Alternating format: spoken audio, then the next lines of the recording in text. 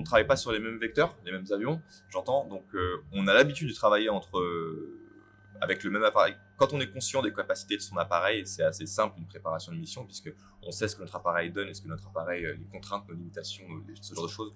Et du coup, ça nous permet de travailler de préparer une mission assez sereinement et en étant conscience de nos faiblesses, nos qualités, etc. Quand on travaille avec des alliés et des appareils qui ne sont pas les mêmes que les nôtres, forcément, il faut prendre en compte les forces, les inconvénients de leur appareil, les différentes contraintes liées aux armements, aux choses comme ça qui ne sont pas les mêmes que les nôtres. Et donc, du coup, toutes ces choses-là, on les travaille pendant cette préparation de mission et ça nous apporte une réflexion tactique, des prises de décision qui ne sont pas forcément ce qu'on aurait l'habitude de faire quand on travaille qu'entre nous, etc. Donc, c'est vraiment ce travail interallié et cette interopérabilité, ce travail comme ça. Et c'est dans ce genre d'exercice qu'on le fait pour être capable de le reproduire en OPEX derrière, en opération, quoi. Et j'imagine que pour vous, là, c'est une semaine assez intense. Oui, une semaine assez dense, puisque, comme je vous le disais, donc des sorties avec autant d'appareils.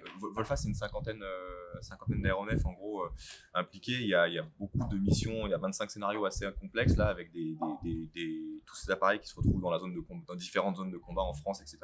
Et tout ça demande, pour monter une grosse mission, il y a une grosse préparation avant. Donc, en gros, quand on est sur une grosse mission, on a une journée de préparation la veille, où on passe la journée complète à mettre en place le plan qu'on va dérouler une fois en l'air le lendemain, parce que forcément ça ne s'improvise pas, ce genre de choses-là, et c'est des missions à tiroir avec beaucoup des prises de décision qui sont nécessaires, de l'organisation qui est nécessaire pour que le plan se déroule sans accroc et de manière assez cohérente. Donc ça demande beaucoup de réflexion et c'est pour ça que les journées sont bien remplies.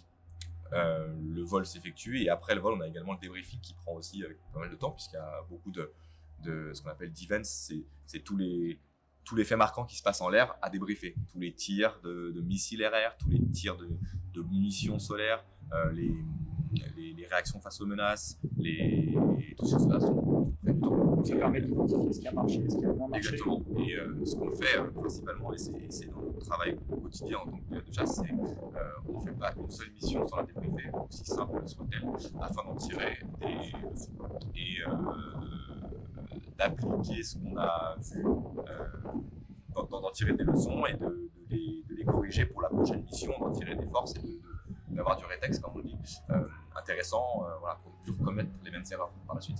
C'est le principal.